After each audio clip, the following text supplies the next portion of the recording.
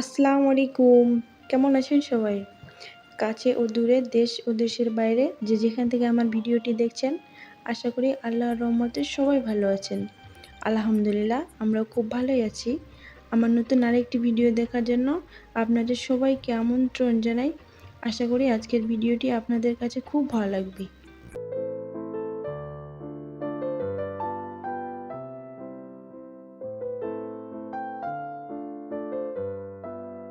প্রতিদিনের মতো আজকে ব্লগটি স্টার্ট করলাম। আসলে প্রতিদিন বলতে ভুল হবে, যেহেতু আমি প্রতিদিন ব্লগ দিই না। তো আজকের মতো এখান থেকে স্টার্ট করলাম। আর আমি কিন্তু আজকে সকালে নাস্তা করার পরে ভিডিওটি স্টার্ট করেছি। তো পুরোটাই দেখবেন, আশা করি আপনাদের কাছে ভালো লাগবে। আর যদি ভালো লাগে প্লিজ একটা লাইক দিয়ে দিবেন। আপনার একটা লাইক আপনার মতো অনেকের কাছে ভিডিওটি পৌঁছে দিতে সাহায্য করবে। আর যদি খুব বেশি ভালো লাগে চাইলে চ্যানেলটিকে সাবস্ক্রাইব করে নিতে পারেন। আমি এটা বুঝতে পারি না যে এটা কি আমার বাসায় শুধু হয় না অন্য কারো বাসাও হয়, যে এত আমি পরিষ্কার করি তার মাঝেও কিন্তু এত যে নোংরা কোথায় থেকে আসে আল্লাহই বেশ ভালো জানে। আর এটাও হতে পারে যেহেতু একদমই আমরা রাস্তার কাছে আছি, তিনতলায় আছি, মানে তাও যে এত পরিমাণে নোংরা হবে এটা কিন্তু বলা মুশকিল। আর মানে হচ্ছে কি, আমি যদি আগেই জানতাম যে মানে রাস্তার কাছে থাকলে এরকম নোংরা হয় তাহলে কিন্তু আগে আমি এই রুমটা আমি ভাড়াই নিতাম না। যেহেতু এখন চলে আসছি কোনো কিছু করার নাই, কিছুদিন তো তাও থাকতে হবে, যেহেতু এখানে রুম পাওয়া মানে খুবই একটা মুশকিল। তো এখানে কিন্তু আমরা যে রুমে আছি খুবই খোঁজাখুঁজি করার পরে হচ্ছে আমার সামান অনুযায়ী হচ্ছে আমি মানে এই রুমটা পেয়েছি। আমার যেহেতু একটু সামান বেশি মানে জিনিসপত্র, তো ওই জন্য হচ্ছে রুম মানে তাড়াতাড়ি হচ্ছে খুঁজেও পাওয়া যায় না, ওই জন্য হচ্ছে আর কি এই রুমটা পাওয়া গেছে। তো এখানে কিছুদিনের মতো থাকবো, তারপরে হচ্ছে অন্য জায়গায় আমরা চেঞ্জ করে নেব, যেহেতু মানে উপরেও হয়ে গেছে আর মেন হচ্ছে এখানে খুবই নোংরা হয়। তো ওই জন্য হচ্ছে নতুন অন্য বাসা দেখতেছি। তো এই যে আপনাদের সাথে কথা বলতে বলতে আমার অনেক কাজ হয়ে গেল। আর এখন আমি ডাইনিংটাকে সাজিয়ে নেব। আর যারা আমার আগের ভিডিও দেখছেন তারা তো অবশ্যই বুঝবেন যে এটা আমি মেলায় গিয়েছিলাম, ওখানে কিনেছি। ভাবলাম এটা আজকে সাজিয়ে নিই, দেখতে ভালো লাগবে।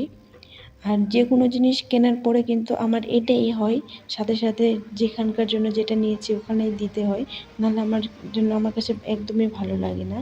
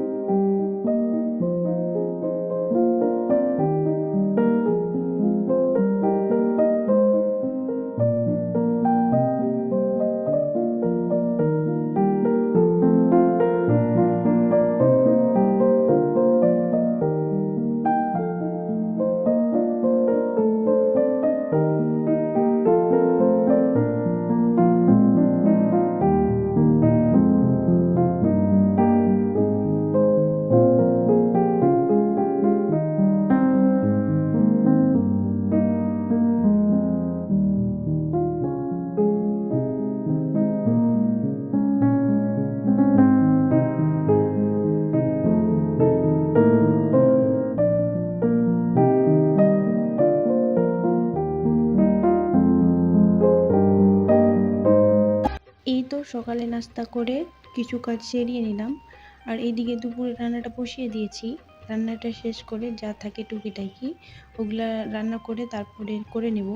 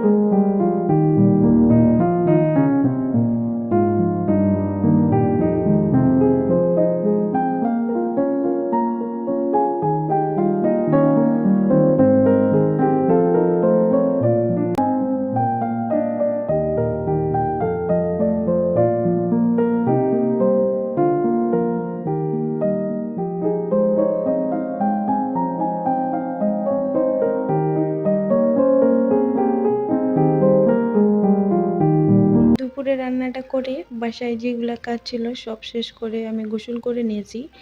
তারপরে এখন আমি দুপুরের খাবারটা খেয়ে নেব। আর আমার হাজব্যান্ড যেহেতু এখন নাই, আমি একাই খাবো। তো আর সবগুলো ডাইনিং টেবিলে নিয়ে যাওয়া হচ্ছে না, যেটাই খাবো একটা প্লেটে করে সব একবারই নিয়ে নিচ্ছি।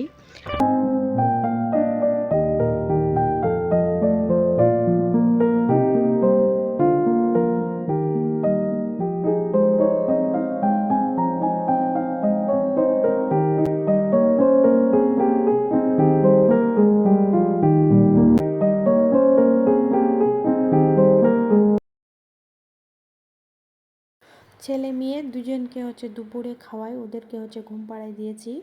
আর এখন হচ্ছে আমি খাবো, হাজব্যান্ড যেহেতু নাই, ও পরেও আসবে, ও খাবে। তো তারপরে হচ্ছে আমি খেয়ে নিচ্ছি। আর এখানে হচ্ছে আমার মেয়ে বা ছেলে দুজন যেহেতু ঘুমাচ্ছে, ওই জন্য হচ্ছে খুব ভালো মতো আমি খেতে পাচ্ছি।